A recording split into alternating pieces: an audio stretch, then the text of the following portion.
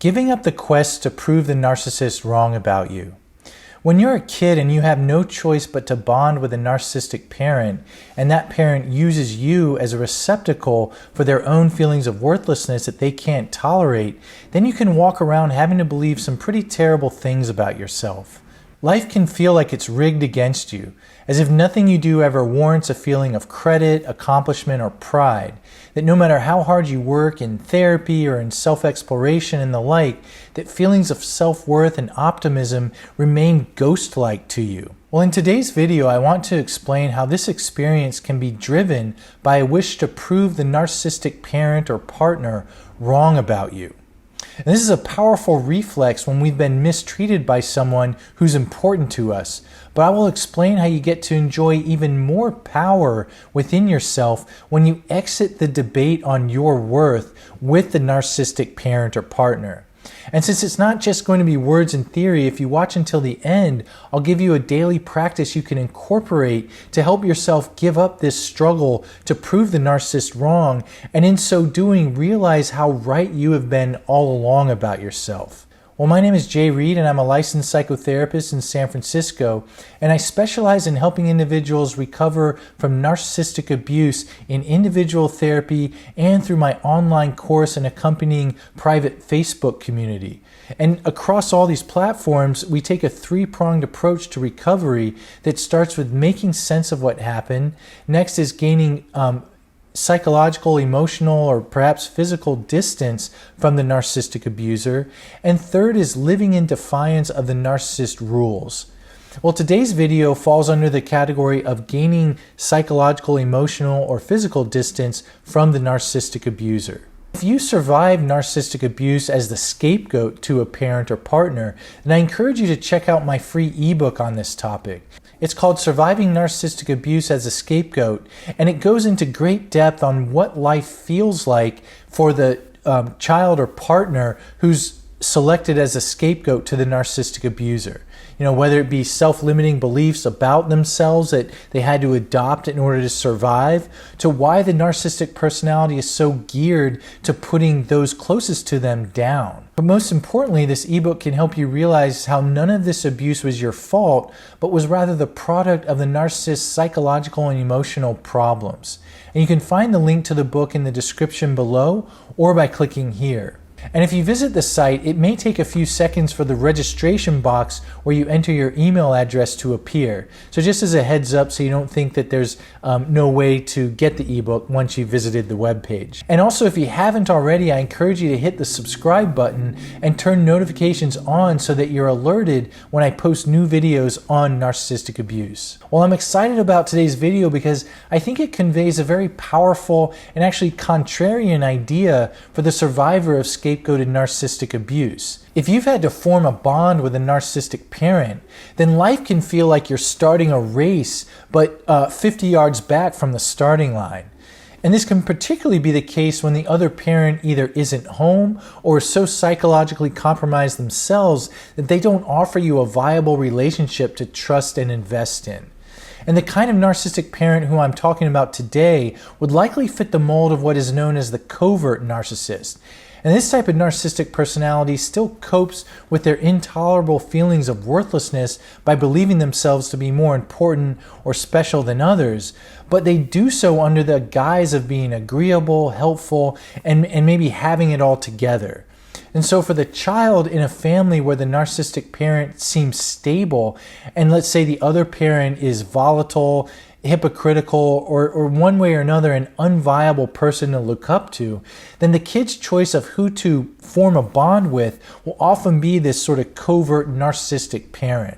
Of course, the same can happen if there's just no other parent in the household, such as in the case of single-parent homes. And although the narcissistic parent may seem to be worth the kid's admiration, the parent is still incapable of offering the kid the reciprocity, care, and sense of being important that the kid needs in order to develop a healthy sense of him or herself.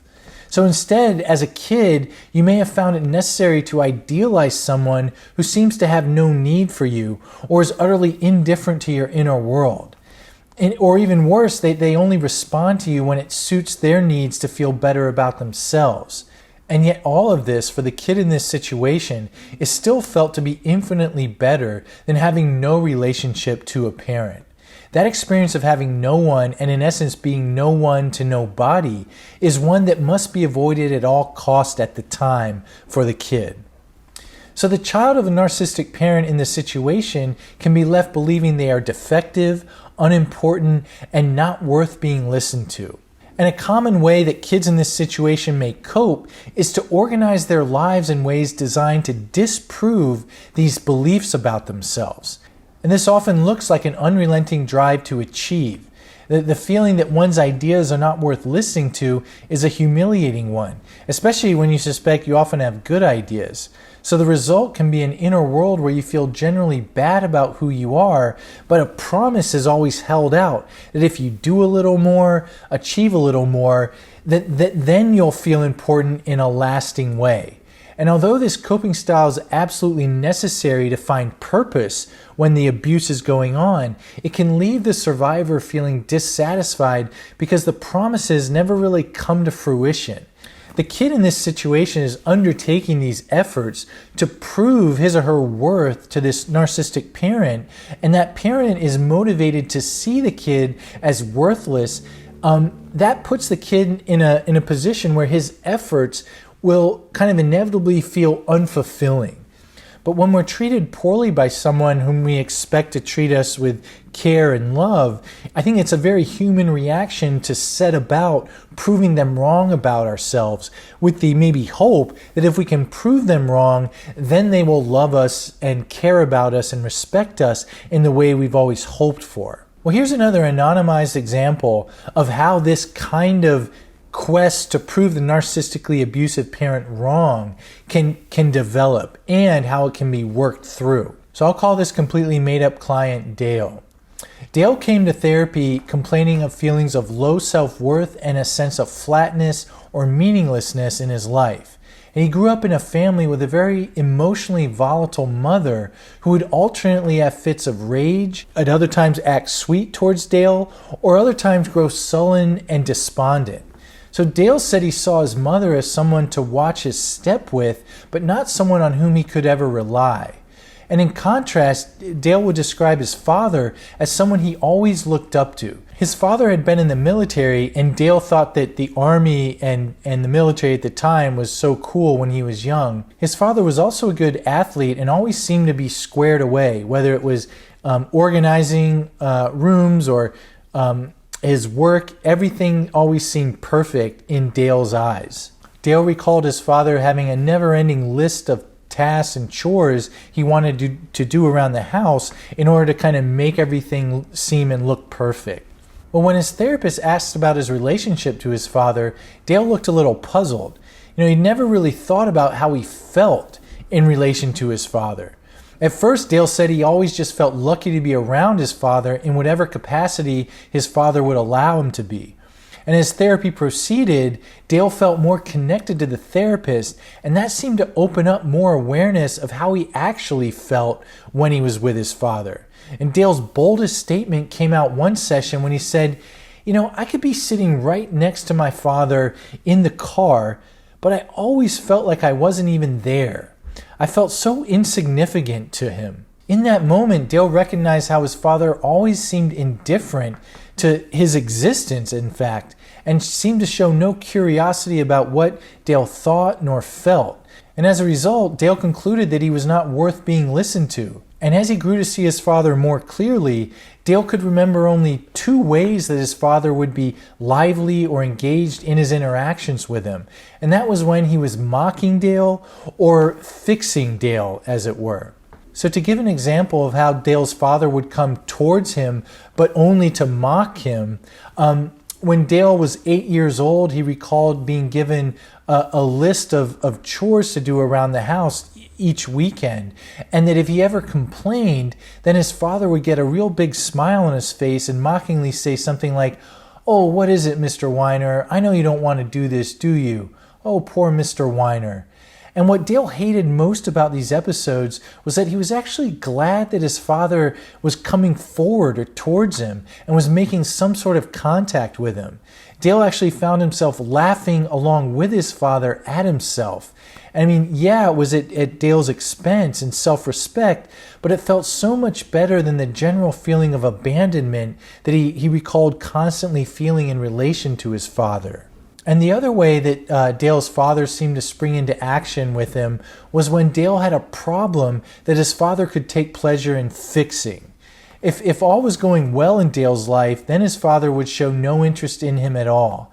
And one time, Dale remembered bringing home a report card full of A's with 1 A minus, and his father looked at it, tossed it dismissively on the counter, and kind of rhetorically asked, well, what's with the minus? And all before walking out of the kitchen, pretty much uninterested in Dale's response.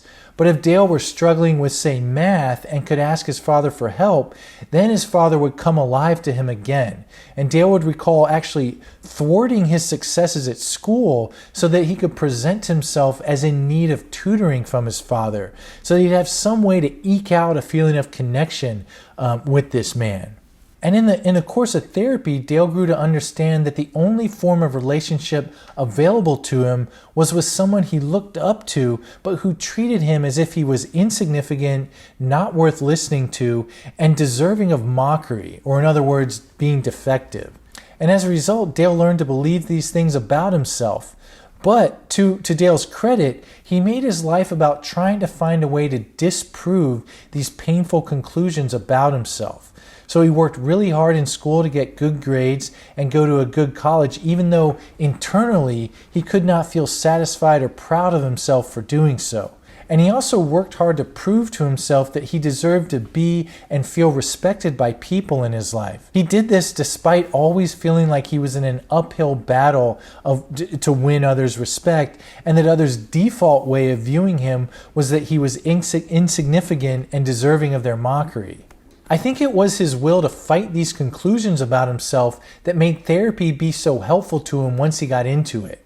Because now he could see how wrong these beliefs about himself were to begin with, and that they were in fact a means towards the end of trying to contort himself to get a minimal amount of care from a father who was disinclined to offer Dale any. And as Dale grew to compassionately see why and how he had to adopt these beliefs about himself, he felt freed from the tyranny of always having to work so hard to prove otherwise about himself. In fact, his life loosened up quite a bit. And towards the end of therapy, in one of the last sessions, he said, I realized that so much of what I did before was to get relief from this terrible feeling that I always used to feel.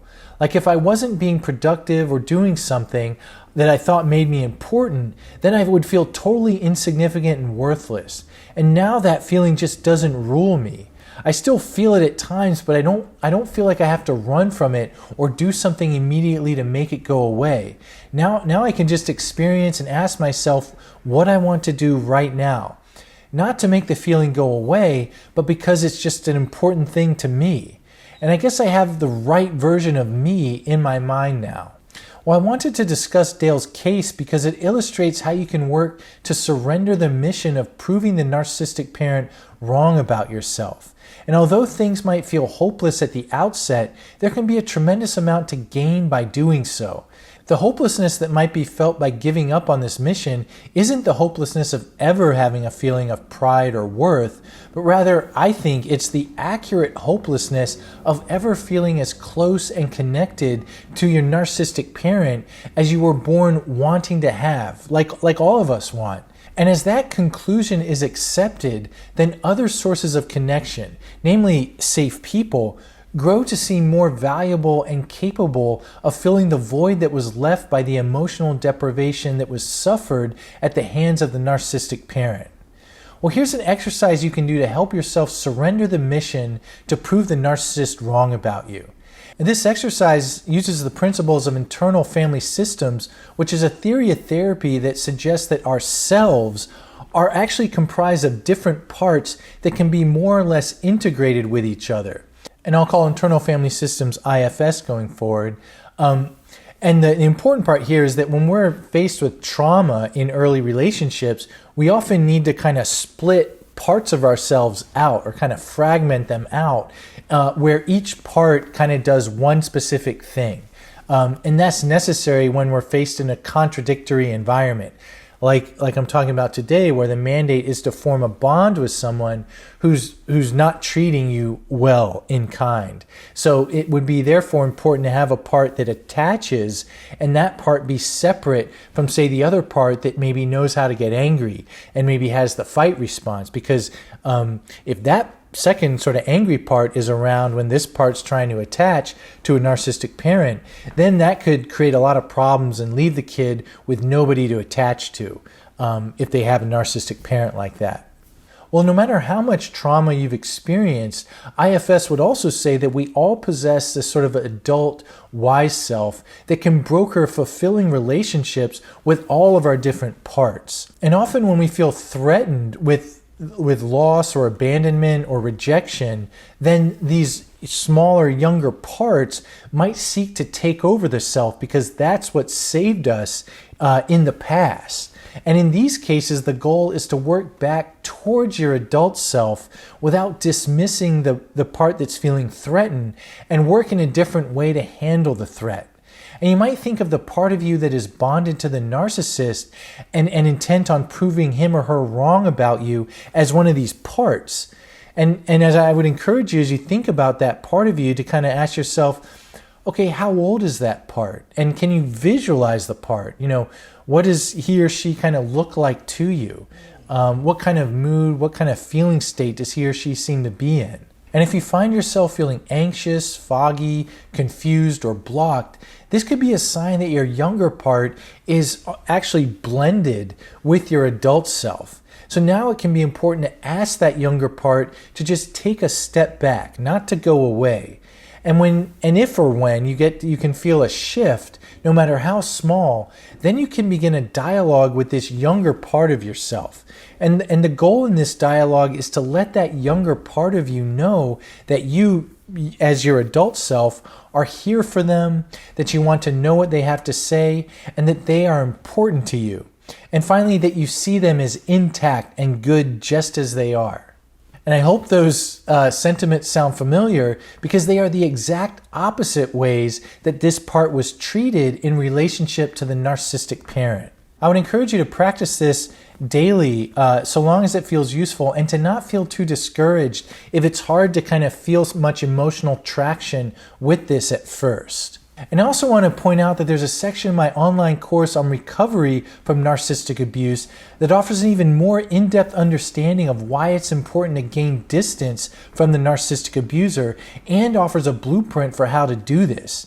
And I think most importantly, it's the accompanying private Facebook group that puts you in connection with other survivors of this kind of abuse, which can offer a needed, safe, and supportive environment to counter the feelings of insignificance and defectiveness that so often strike for survivors of narcissistic abuse. And you can find the link to the course in the description box below, or by clicking here. Well, thanks for watching today's video. I hope you found it useful.